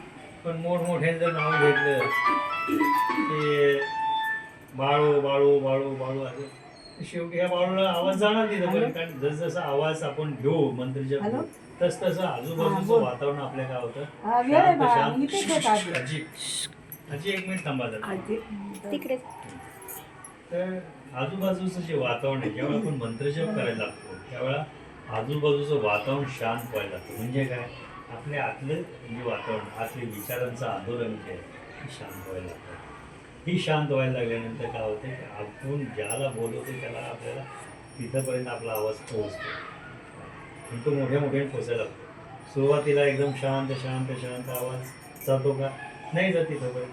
पण कितीही मोठ्याने तुम्ही म्हटलं तिथपर्यंत पोचलं नाही. पण आजूबाजू जेव्हा शांतता व्हायला लागते तस तसा तुमचा आवाज तितक्या लांबपर्यंत जातो.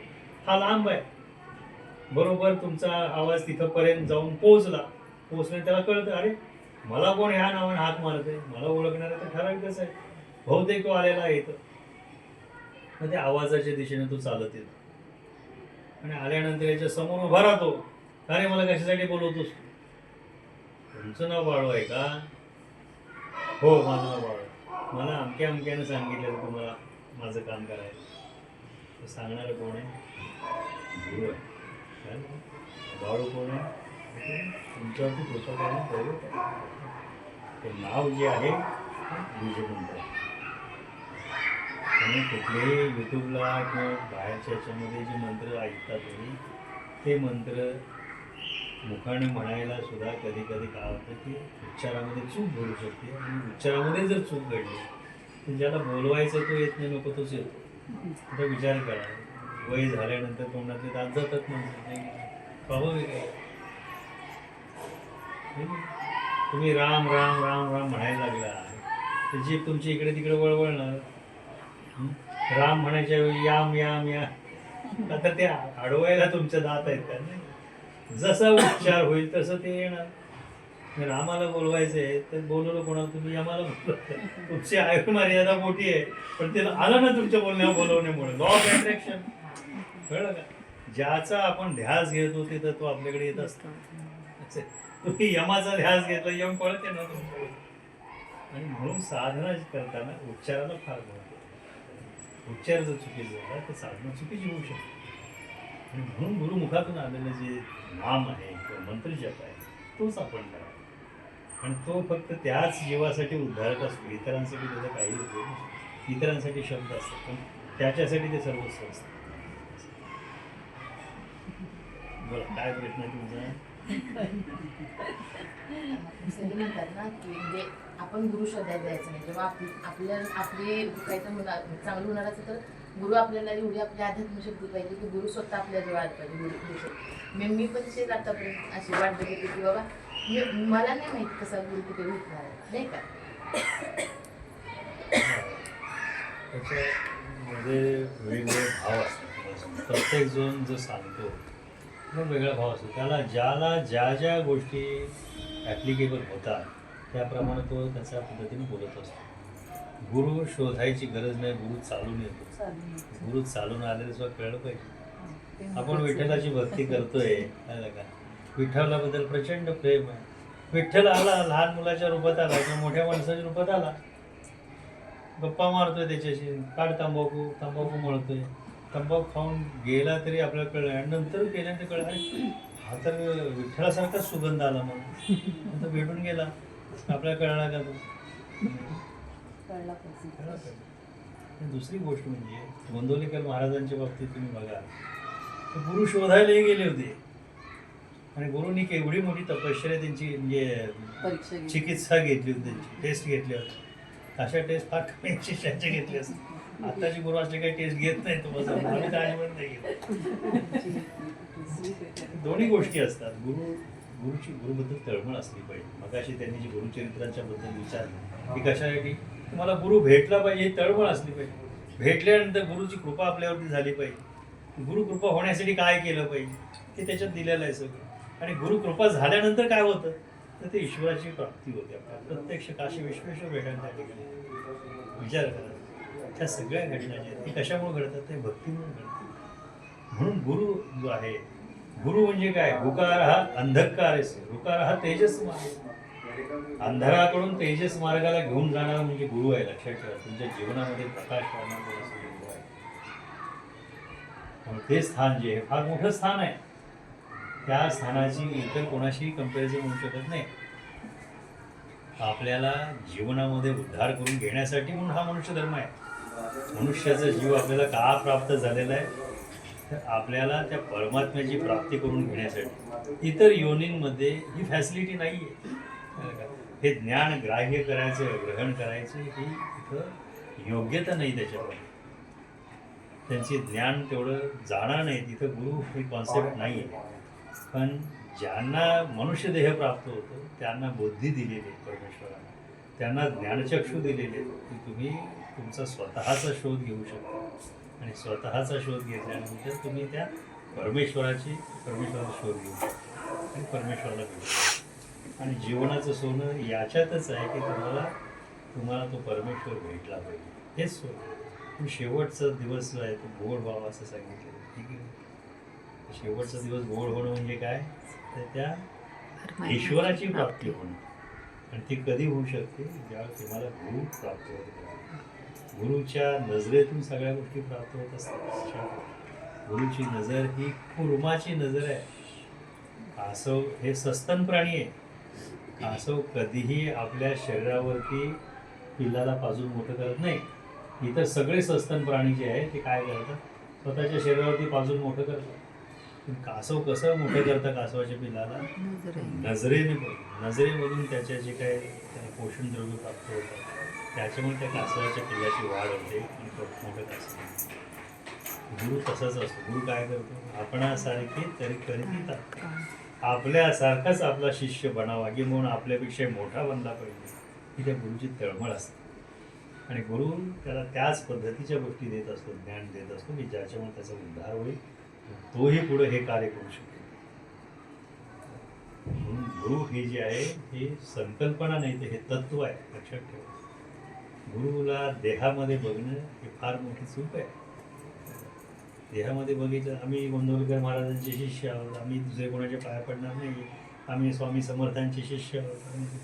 पण स्वामी समर्थ आपल्याकडे का पाठवतात शिष्यांना, गोंदवलेकर महाराज का पाठवतात, प्रत्येक अधिकारी पुरुषांचे शिष्य आपल्याकडे येतात तिथं का, त्यांना ह्या लीला घडवायच्या. हे सद्गुरु तत्व आहे, हे एक तत्व आहे. लक्षात ठेवा, ते गुरु काय असमर्थ आहेत म्हणून पाठवत नाही शिष्याने.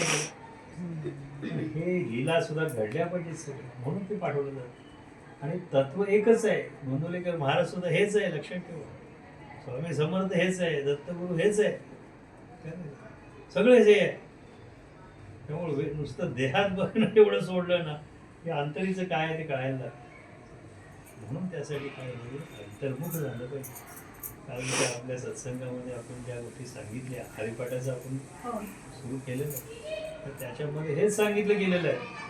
जोपर्यंत तुम्ही डोळे मिटता म्हणजे काय की तुम्ही अंतर्मुख होता. आणि अंतर्मुख झाल्यानंतर तुम्हाला काय होतं, हे अदृश्य जे आहे ते दृश्य होतं. म्हणून ही सेवा करायची. गुरुला काय हातपाय दाबणं म्हणजे गुरुची सेवा नाही. गुरुने सांगितलेले नियम ते पाळणं, त्याप्रमाणे वागणं ही गुरुसेवा. गुरुने दिलेला जप जो आहे, मंत्र जप, तो नित्यनेमानं करणं, गुरुने दिलेल्या गोष्टी आहेत त्या जीवाच्याही पलीकडे सांभाळणं, याला गुरुसेवा म्हणतात. ती ज्याला घडते तो भाग्यवान. आणखी कोणाला काय प्रश्न विचारायचे आहेत? हा योग समजा हा, बरोबर. आहे की नाही? आणायचा तुम्ही आला घेतोय. हो. आणखी कोणाला काय विचारायचं आहे का? मगाशी त्या निर्गुण पादुकांबद्दल जेव्हा बोलणं चालू होतं, गेल्या वर्षी आम्ही गाणगापूरला गेलो होतो. म्हणजे एक असं मला असं का वाटलं असं मला तुम्हाला विचारायचं. आम्हाला दोघांनाही तो अनुभव आला कसाही. नरसोबावाडीला जेव्हा जातो तिथे मनोहर पादुका म्हटलं जातं त्यांना. तिथे गेल्यानंतर कायम असं चैतन्य जाणवतं आणि आहेत तिथे ते आणि त्यांना आनंद वाटतो अतिशय. परंतु जेव्हा आम्ही गाणगापूरला गेलो आणि दर्शन आमचं झालं तेवढ्या क्षणापुरतं तिथे खूप म्हणजे अतिशय वेगळा भाव मनात होता आणि आमच्या अतिशय सुदैवाने जेव्हा त्या दृश्यमान होत्या पादुका तेव्हा आम्हाला दर्शन झालं. परंतु त्यानंतर आम्ही पूर्ण देवळाच्या आवारात फिरत होतो किंवा गावात फिरत होतो. अतिशय म्हणजे वैराग्य किंवा विरक्ती असा जो शब्द वापरता येईल ना, तर असंच जाणवत होतं. म्हणजे आम्हाला नरसोबावाडीमध्ये आपण कुठेही फिरत असलो तरी आहेत ते तिथे, म्हणजे असं शांत छान असं वाटतं. परंतु तसा अनुभव तिथे आला नाही. तर त्याचं कारण काय असू शकतं? सांगतो ना. त्याचं कारण एक आहे की जिथं जे तत्व आहे त्याचा प्रभाव तिथल्या वातावरणात असतो.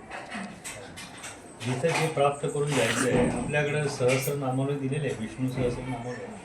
प्रत्येक स्वरूप जे आहे विष्णूचं हे वेगळा गुणधर्मच आहे. लक्षात ठेवा. ज्याला जे आवश्यक आहे त्याप्रमाणे तो त्याची पूजा करत असतो. ज्याला नारायण स्वरूप पाहिजे त्याला विरक्तीच मिळणार आहे, तो नारायणाची पूजा करेल. ठीक आहे. ज्याला पद्मनाभ पाहिजे त्याला सुगंधच प्राप्त होणार आहे. ज्याला बालाजी स्वरूप पाहिजे असेल त्याला लक्ष्मी प्राप्त होणार आहे. हे प्रत्येक रूप जे आहे त्याचंच रूप आहे आणि शेवटी काय आहे ते उपभोगून आपलं त्याच्यामध्येच विलीन व्हायचं आहे. आज विचार करा की तुम्ही निर्गुण पादुका ज्या ठिकाणी गाणगापूरला आहे त्या ठिकाणी, गाणगापूर हे विरक्तीचं ठिकाण आहे, वैराग्याचं ठिकाण आहे. श्री गुरूंनी खऱ्या अर्थानं संन्यास धर्म जो आहे हा तिथं वाढवलेला आहे. संन्यास आश्रमाचं पुनरुत्थान त्यांनी केलेलं आहे त्या ठिकाणी. तिथं जास्तीत जास्त संन्याशांनी साधना केलेली आहे आणि वैराग्य प्राप्त होण्यासाठी, कारण ते विरक्तच होते. श्री गुरु विरक्त होते. ज्या ठिकाणी मोठी साधना झालेली त्या ठिकाणी ते तत्व येतं. तुम्ही श्रीधर स्वामींचा आर्य संस्कृती म्हणून एक ग्रंथ आहे, त्या ग्रंथामध्ये श्रीधर स्वामींनी सांगितलेलं आहे की पावलोपावली आपल्या ह्या भारतभूमीवरती जिथं जाल त्या ठिकाणी काय तिथं संत महात्मे किंवा अधिकारी पुरुष यांचं वास्तव्य त्या ठिकाणी होतं. ज्यांनी ज्यांनी जिथं जिथं साधना केलेली आहे त्या ठिकाणी त्याची स्पंदनं जे आहेत त्या वातावरणामध्ये त्या भूमीमध्ये तिथं असतात. आपण सुद्धा साधनेला बसलो, एखादं आसन घेऊन नित्यनेमाने त्याच आसनावरती बसलो, आसन नवीन घ्या, त्याचं तुम्ही त्याच्यातल्या फ्रिक्वेन्सी मेजर करा, ती सोय आहे. आणि महिनाभर किंवा 2 महिने तुम्ही त्या आसनावरती बसा, साधना करा आणि नंतर त्याच्यातल्या फ्रिक्वेन्सी मोजा. तुम्हाला फ्रिक्वेन्सीमध्ये मुलाला बदल झाला दिसेल.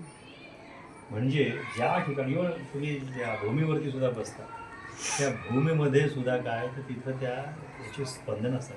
कारण हे जे मूलाधार चक्र जे कुठं आहे ते आपल्या पाठीमध्ये बसल्यानंतर ते भूमीला स्पर्श होतो. भूमीला स्पर्श झाल्यानंतर तुम्ही जी साधना करा ती कॉस्मिक एनर्जी आतमध्ये येत असते. शेवटी आलेली साधना सगळी स्टोअर होणार आहे का? स्टोअर होत नाही तुमच्या, ती कुठून तरी ड्रेन आउट होत असते. ते ड्रेन आउट होण्याची कुठले ठिकाण आहे? पाय आणि बसलेली गोष्ट ह्याच्यातून जातं. म्हणजे जी जागा आहे ती सुद्धा काय ते स्पंदनाने तिथं भारलेली असते. ते तत्व त्या ठिकाणी असतं. म्हणून त्या ठिकाणी आता मनोहर पादुका जिथं दिव्य अनुभूती लोकांना दिले गेले, लिलया घडलेल्या आहेत. विचार करा ठीक आहे. तिथं ब्रह्मचारी जे ज्यांना मुलबाळ होत नव्हतं तिथं लोकांना मुलबाळ झालं. अनेक लोकांचे उद्धार ज्या ठिकाणी तिथं उत्तम पद्धतीने नेहमी श्री गुरु आनंदी असायचे. तिथं योगिनींचं पण 64 योगिनींची पूजा त्यांनी घडून घेतलेलं होतं. हे सगळ्या तिथं लिलया घडल्या. तिथं आनंदी आनंद आहे. त्या ठिकाणी गेल्यानंतर काय मिळालं तुम्हाला मनोहरच वाटतं. आणि म्हणून हे वैशिष्ट्य असं असतं की ज्या ठिकाणी जे तत्व आहे त्याची अनुभूती आपल्याला येते. असं आहे. जिथं विरक्त व्हायचं आहे तिथं विरक्त व्हायचं.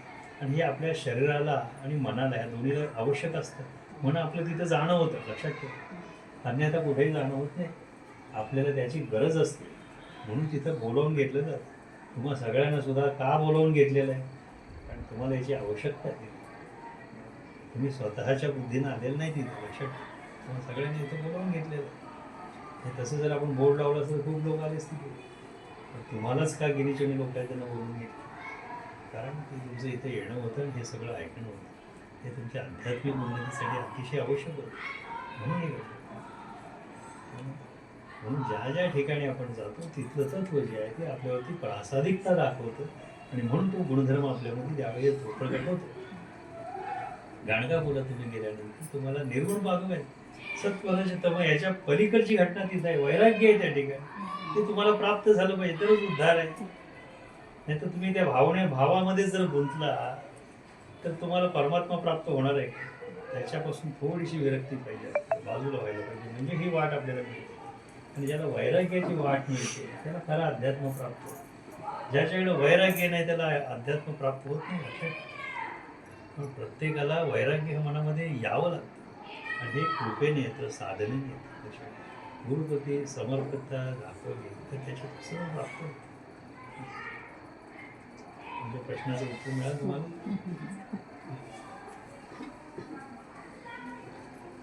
काय मला तुला विचारायचं आहे? बराच वेळ डोक्यात तुझ्या काय ते प्रश्न आहे? तुम्ही म्हणले ना बोर्ड लावलेलं तर इथं सगळे येत होते.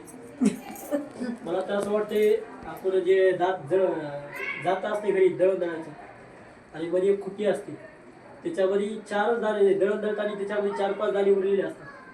ते दाणे म्हणजे भगवंताच्या जवळचे असतात. तसं आपण जवळचे आहे असं मला असं वाटते.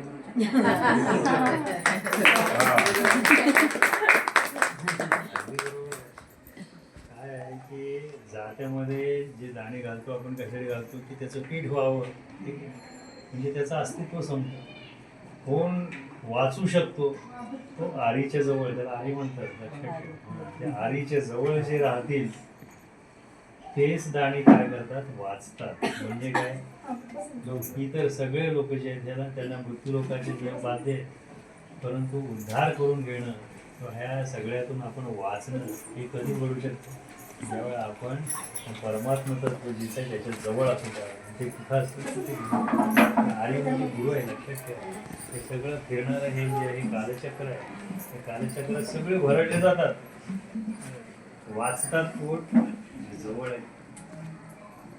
म्हणून पाय कधी जोडू जे पायाशी राहतात. जातीवंत कोळी जो असतो ना तो सुद्धा मासे स्वतःच्या पायाच्या जवळचे पकडू शकत नाही कधी. काय ना, सगळीकडचे मासे पकडेल, सगळीकडे जाळ टाकून, पण त्याच्या पायापाशी जे मासे असतात त्यांचं कधीही तो पकडू शकत नाही. म्हणून वाचणं जे आहे कुणावर वाचलं जातं? आपल्याला वाचलं पाहिजे. वाचलं म्हणजे काय, ह्या भवसागरात आपण बुडून जाता कामा नाही. त्याच्यातून तरुण गेलो पाहिजे आपण. जो त्या बोटीत बसेल तो तरेल, जो बोटीत बसणारच नाही तो कसा तरणार? ठीक आहे. किंवा मध्येच कोणी उडी मारली, असतात लोक ऍडव्हेंचर करणारे. स्वतःचा घात करून घेणारे लोक खूप आहेत जगात.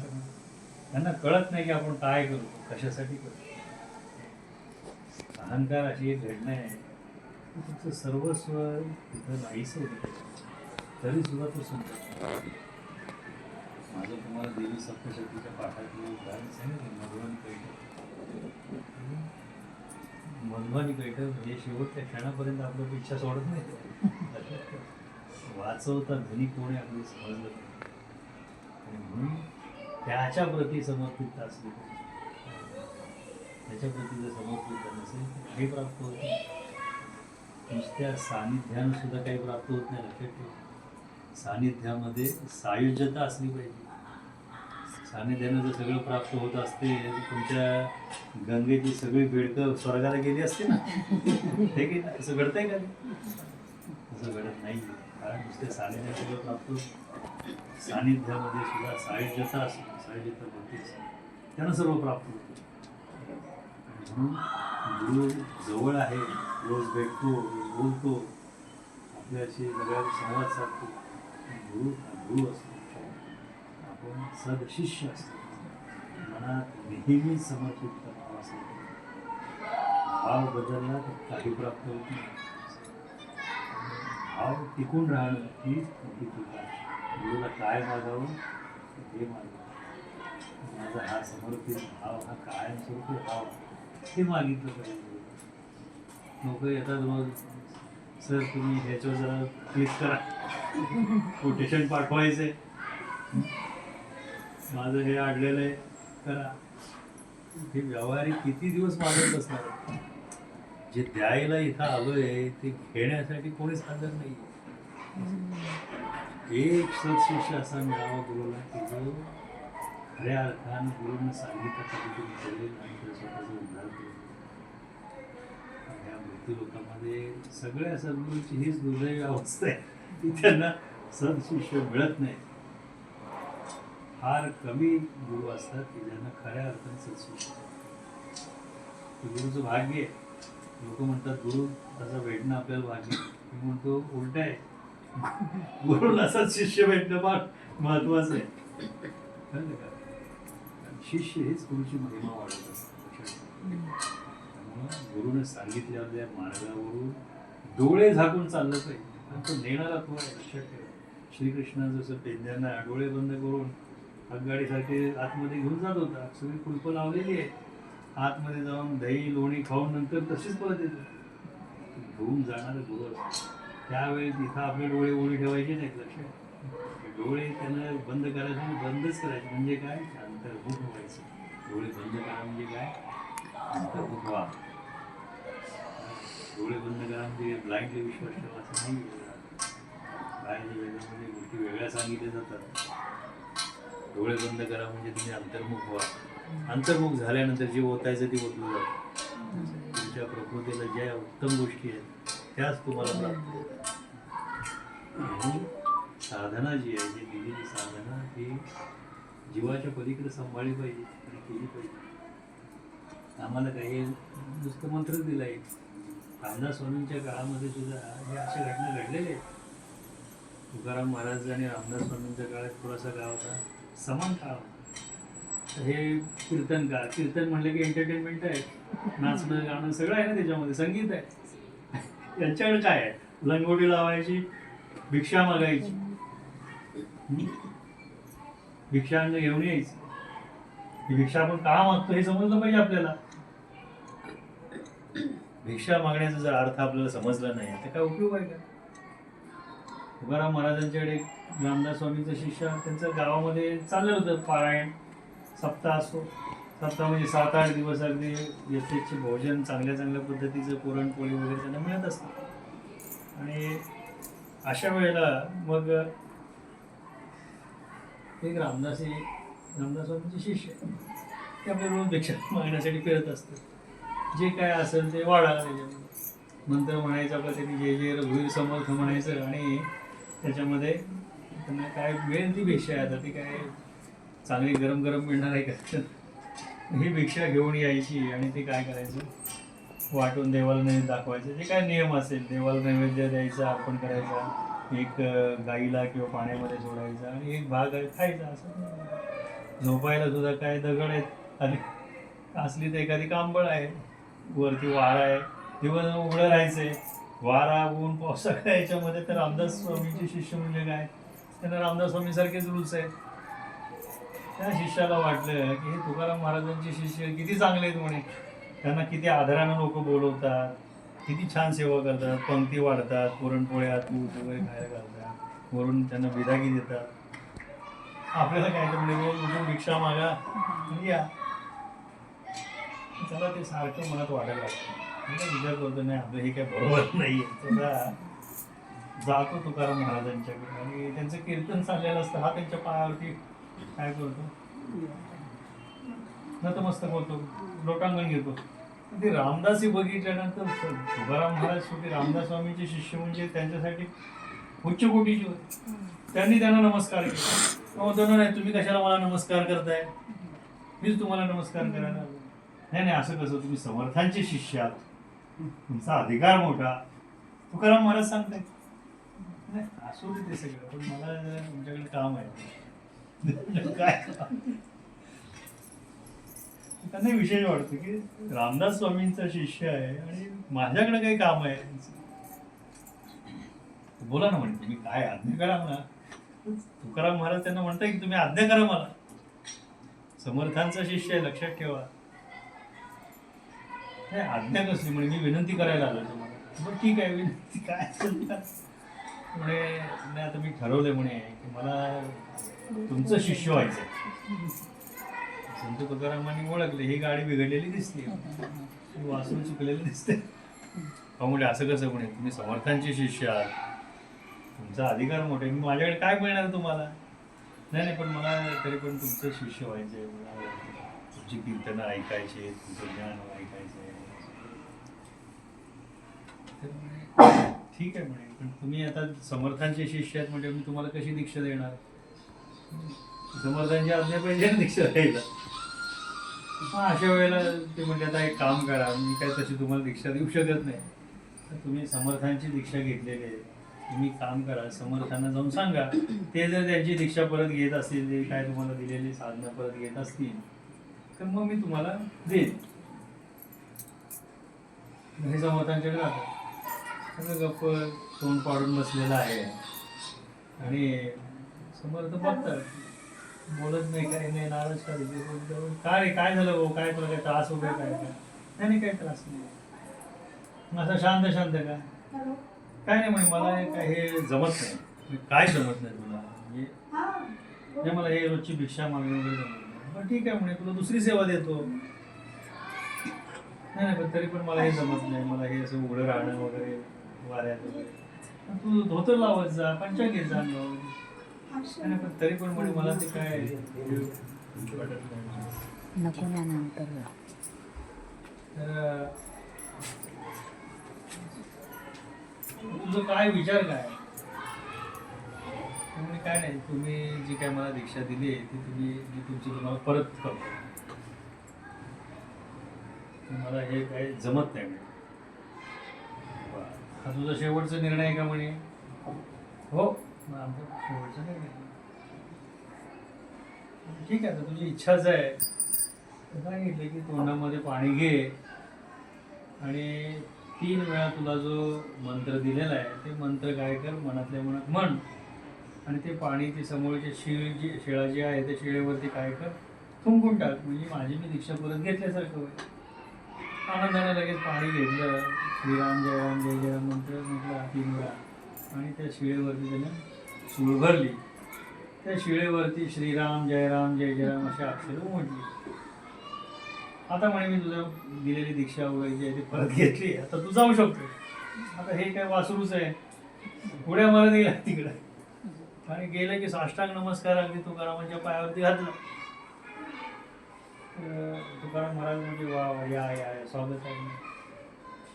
तर आता म्हणे मी त्यांना दिलं, परत दिलं म्हणजे काय केलं त्याने, जे मंत्र दिलं त्यांना परत दिलं. म्हणजे काय झालं मला सांग ना समजावून. काय नाही, त्यांनी सांगितलं मला तोंडात पाणी घे, 3 वेळा मंत्र म्हण आणि त्यांच्या शिळेवरती थुंक तिथं. मग केलं का. हो केलं ना म्हणून. मग काय झालं काय नाही, म्हणजे त्यांनी दिलेला मंत्र जो होता ते शिळेवरती उमटलं, श्रीराम जय राम जय जय राम. आणि त्यांना मंत्र दिला. आता मी तुमचा शिष्य होतो. मी अरे मूर्खा, तुझ्यासारख्या नतद्रष्ट माणसाकडून म्हणे एवढा सामर्थ्यवान गुरुनं तुला दीक्षा दिलेली होती. तुझ्यासारख्याच्या मुखातून जर तुझा मंत्र शिळेवरती उमटत असेल, एवढं सामर्थ्य तुझ्याबरोबर आहे, तू माझ्याकडून काय करणार आहेस. मलाच कुठं ते फेकून देशील तू. चालता हो इथून म्हणे. अशी लोक समाजामध्ये आहेत. या गोष्टी नाही, जरा रूल्स हार्ड वाटतंय ते काय बरोबर नाही. आता जरा दुसरा मूळ बघावा. असे लोक आहेत ना समाजामध्ये. आणि ही युगानुयुग चालत आलेली आहे. म्हणून सत्शिष्य मिळणं हे गुरुचं भाग्य आहे, लक्षात ठेवा. गावी जायचं ना.